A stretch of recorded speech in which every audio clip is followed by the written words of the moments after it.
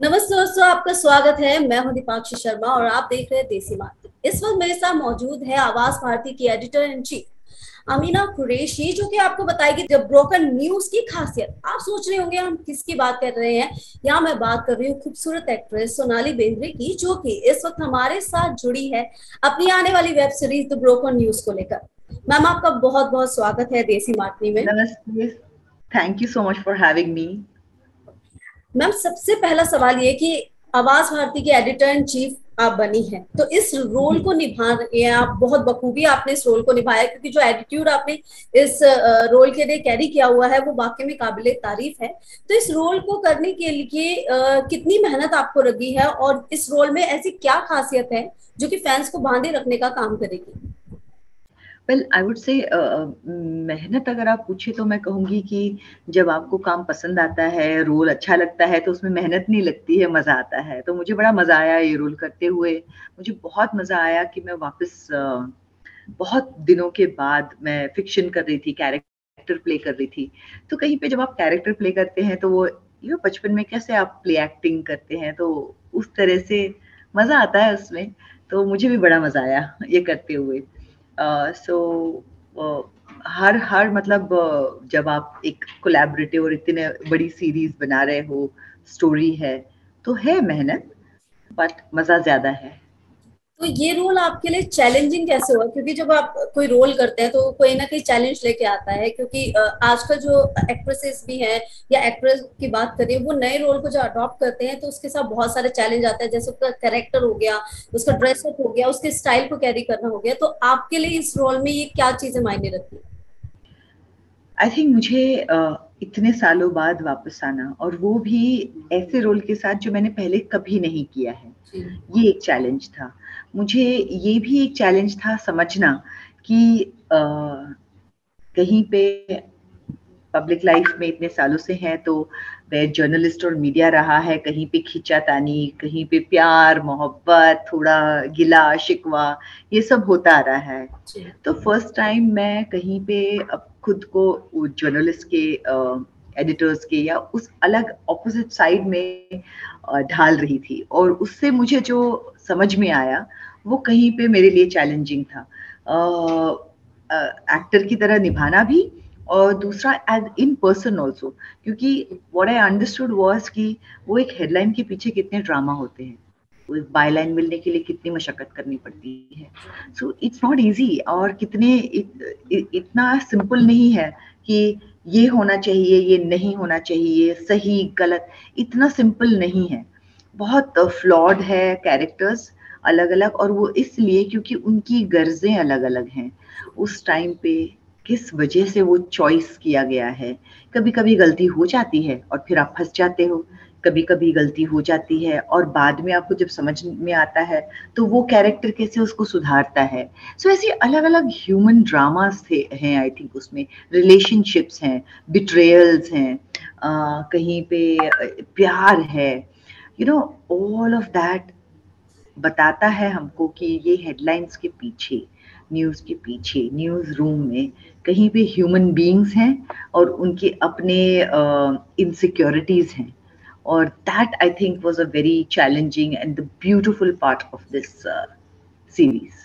Sonali ma'am, जिस तरह से आपने बोला कि इस रोल को करने के बाद आपको समझ में आया कि बायलाइन क्या होती है, क्या उन्हें दिखाना पड़ता है, किस चीज को उन्हें ना चाहते हुए भी मतलब वो लोगों के सामने नहीं रख पाते, क्योंकि कई बार टीआरपी का सवाल हो जाता है, कई बार जो होता है एक रैपो का सवाल हो जाता है, कई बार बॉस के प्रेशर हो जाते हैं। तो एक जर्नलिस्ट को लेकर क्योंकि कई सारे मीडिया हाउसेस जो है वो कई सारी न्यूज प्रिंट करते हैं, और उस टाइम पे एक्टर हो गए या एक्ट्रेसेस हो गए, उनको लेकर हमेशा पॉइंट आउट करते हुए कहीं ना कहीं नजर आ जाते हैं। तो आपका नजरिया बदला कहीं ना कहीं कि हाँ, जी बिल्कुल। जर्नलिस्ट। जी बिल्कुल, क्योंकि कहीं पे मुझे ये समझ में आया कि you can't blame the person, जी। क्योंकि उनके पीछे क्या कंपल्शंस हैं ये समझ में नहीं आते हैं। जी। और कई बार कुछ कुछ चीजें वो जो कर रहे हैं वो नहीं चाहते हुए करते हैं। सो आई थिंक हर बार सबको एक मौका देना चाहिए to put ourselves in that shoes and say कि क्या तकलीफ रही होगी, क्या रीजन, क्या वजह रही होगी जो ये कर रहे हैं। जी। और कई बार कुछ लोग ऐसे भी होते हैं, लेकिन लेट्स बी ऑनेस्ट, हर बार इतना अच्छा नहीं होता है, कई बार लोग ऐसे कोई वजह नहीं होती है तो भी देख करते हैं, but sometimes it's not always like that, ये मेरी समझ में आया। जी मैम, आपके पास जब ये रोल आया था, क्योंकि जैसा आपने कहा कि आप काफी टाइम बाद एक्टिंग की दुनिया में वापस से कदम रख रही थी, तो जब ये रोल आपके लिए आया कि आपको ये रोल करना है एडिटर इन चीफ का, अमीना कुरैशी का, तो उस वक्त वेब सीरीज की कौन सी बात आपको ऐसी लगी बहुत कैची कि हाँ मुझे ये रोल करना चाहिए, तो आपने किस वजह से इसे हाँ कहा? आई थिंक जो मुझे स्टोरी बहुत अच्छी लगी, मुझे ये बात अच्छी लगी कि मैं I am playing my age, कि और वो बहुत ज़रूरी था मुझे कि जब मैं वापस आऊँ तो मैं जो मेरी उम्र है वो उम्र मैं प्ले करूँ, क्योंकि उसके उस उम्र के अलग चैलेंजेस होते हैं और वो भी उस कैरेक्टर में आना बहुत ज़रूरी था, और वो मुझे इसमें मिला। मुझे ये कैरेक्टर जो है उसका आवाज़ बहुत स्ट्रॉन्ग है, एक बहुत स्ट्रॉन्ग बात है, and that was very important for me कि I play a character who saying something important, who has a strong voice, और ऐसी कहानी हो जो रेलेवेंट हो, क्योंकि ये कहानी इतनी रेलेवेंट है आज। और कहीं पे होप बहुत ज़रूरी था मेरे लिए, होप, क्योंकि मुझे लगता है, क्योंकि I am a firm believer in the amazingness of humanity, and I am a firm believer in the fact that human beings का natural inclination is love. Hatred तो हम सिखा सिखा के लाते हैं। जी मैम, वैसे इस अगर आपकी मैंने इंस्टाग्राम पे काफी सारे द ब्रोकन न्यूज से रिलेटेड भी चीजें देखी, तो उसमें जो है आपकी जो रोल को दिखाया गया है उसमें आप जिस एटीट्यूड में जो स्ट्रेट फॉरवर्ड बात कहते हैं उसे कभी छुपाती नहीं। जो कैबिन वाला सीन है जिस टाइम पे आप उनको कहती कि कॉफी पिए और के चले जाइए, वो भी बहुत मतलब दमदार लगा कि स्ट्रेट जिस तरीके से एक जर्नलिस्ट का पूरा role. I have to correct you, coffee नहीं पी रहे हैं हम वहां पे, it's a drink that we are having, okay it's a beautiful glass of whisky in my hand. Okay, I am so sorry. चलिए नेक्स्ट सवाल पे मैं बढ़ती हूँ। डांस इंडिया डांस को आप जज करना जो है ये बहुत बड़ा प्लेटफॉर्म है, बहुत बड़ी जिम्मेदारी है, तो इस शो को जज करने का एक्सपीरियंस आपके लिए कैसा रहा? I love working on with children, जहाँ पे बच्चों का क्या मस्ती के धूम से मैं करती आई हूँ, हमेशा मुझे बच्चों के शोज ज़्यादा अच्छे लगे हैं, और मैं कनेक्ट भी करती हूँ उनके साथ में, और मुझे मज़ा भी आता है। जी और मुझे कहीं पे मज़ा इसलिए आता है क्योंकि जब आप रियलिटी शोज बच्चों के साथ करते हो ना, उनको ज़्यादा कोच नहीं कर सकते, वो बड़े इनोसेंट होते हैं, उनको जो बोलना है वो बोल देते हैं, आप कितना भी माँ बाप सिखाने की कोशिश करे कोई भी, कहीं पे एक उनकी रियलिटी आई जाती है, जी और वो बात मुझे बहुत अच्छी लगती है। दूसरी बात जो मुझे अच्छी लगती है कि यू नो एक हर चीज कंपटीशन होती है, लेकिन बच्चे जिस तरह कंपटीशन के साथ को हैंडल करते हैं ना, बड़े उस तरह से नहीं हैंडल कर पाते। शायद बच्चों के लिए क्या है, उनके सामने उनकी जिंदगी पड़ी होती है, तो मुझे जब बच्चों को बहुत बुरा लगता है जब उनको ना कहना हो पड़ता है, लेकिन जिस तरह से दे हैंडल इट ना, उतना बुरा नहीं लगता, क्योंकि उनके सामने जिंदगी पड़ी है, उनको और मौके मिलेंगे। लेकिन बड़ों के साथ जब आप ना बोलते हो ना, तो बहुत दुख होता है। सो मुझे बच्चों के शोज, टैलेंट शोज बहुत अच्छे लगते हैं।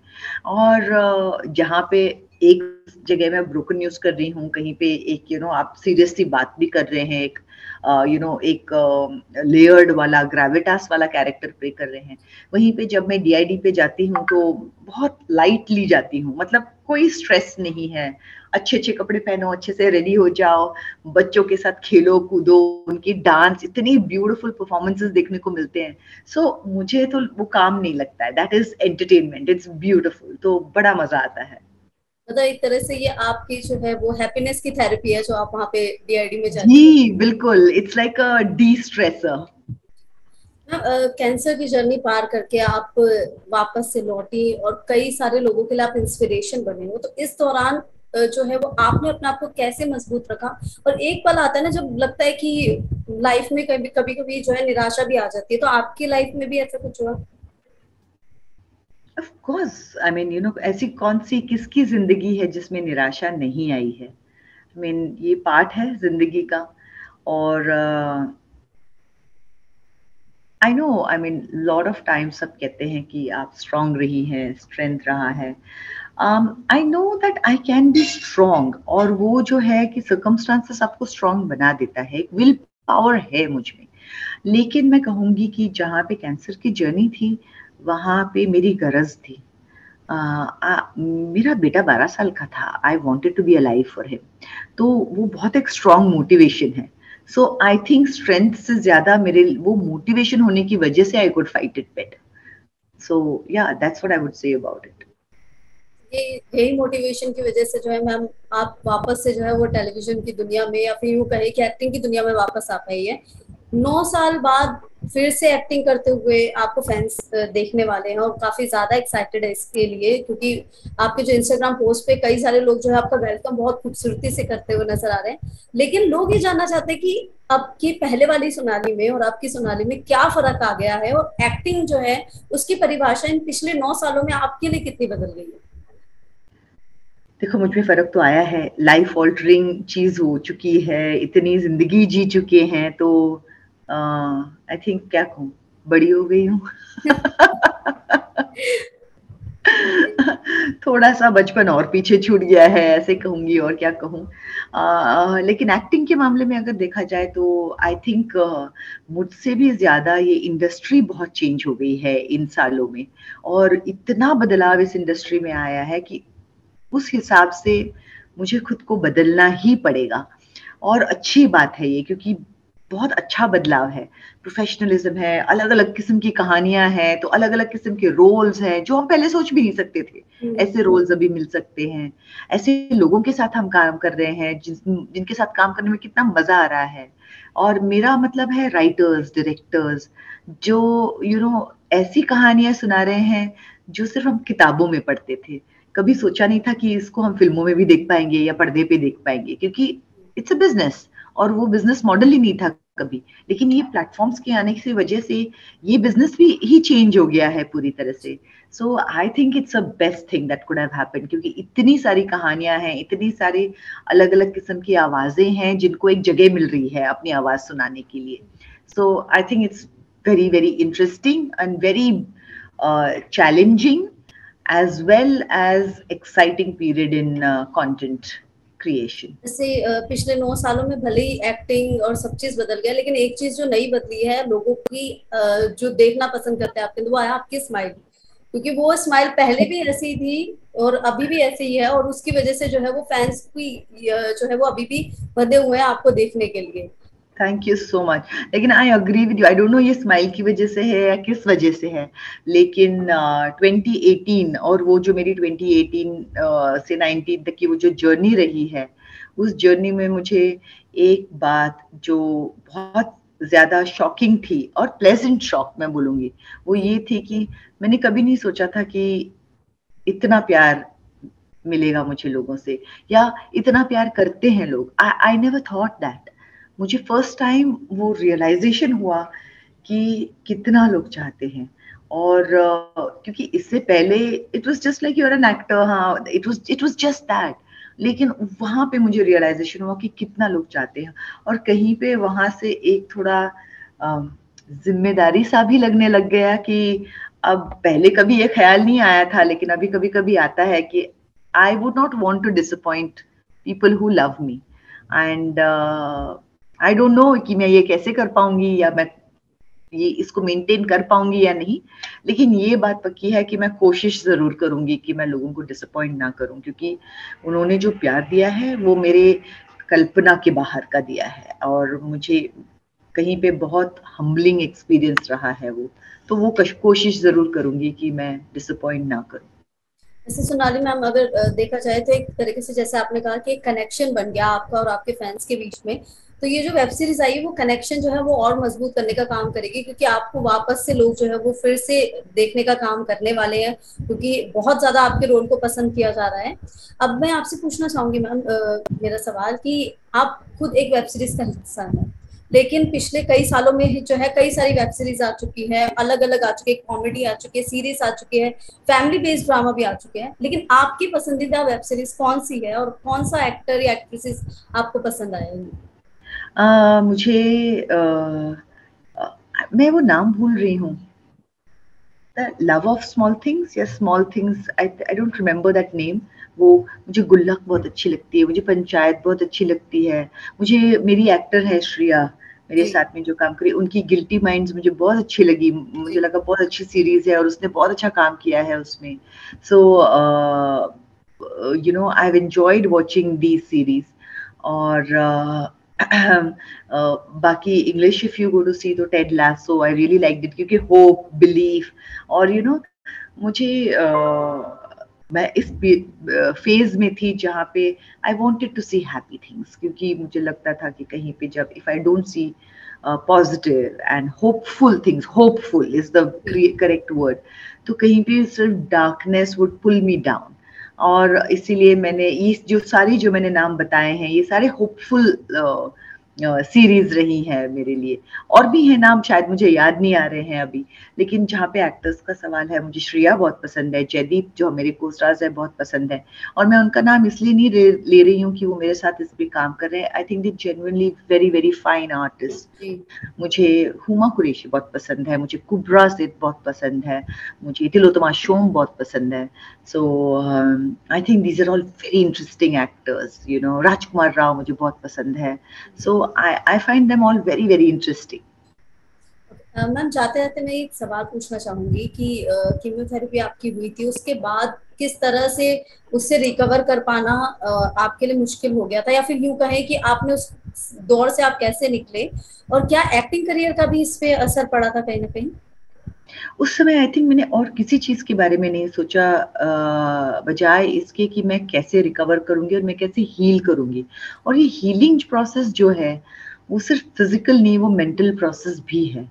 और एंड आई थिंक मैंने आपने सोशल मीडिया पे मेरे पोस्ट पे भी देखा होगा, मैंने हमेशा जो मैंने किया है वो मैंने हमेशा शेयर किया है, कि इस हिसाब से कि और अगर कोई इसके थ्रू जा रहा है तो I hope it helps them. क्योंकि कई बार मुझसे डॉक्टर्स पूछते हैं कि क्या कर रही हो, हमने लोगों को इतने जल्दी रिकवर होते हुए, जिस तरह की तुम्हारी बीमारी थी, हमने लोगों को इतने जल्दी रिकवर होते हुए नहीं देखा है, आप क्या कर रही हो, ये मुझे कई बार डॉक्टर्स ने पूछा है यहाँ पे. सो ये डेफिनेटली जो मैं करती आई हूँ वो मैंने हमेशा शेयर किया है मेरे इंस्टाग्राम पे. एंड आई थिंक वही कहीं पे एक सबसे इम्पोर्टेंट चीज, या मेरा फोकस वो रहा है. फिर उसके बाद में वो फोकस थोड़ा शिफ्ट होके स्क्रिप्ट पढ़ के फिर ये काम शुरू किया. सो आई थिंक धीरे धीरे धीरे धीरे I am expanding my focus now.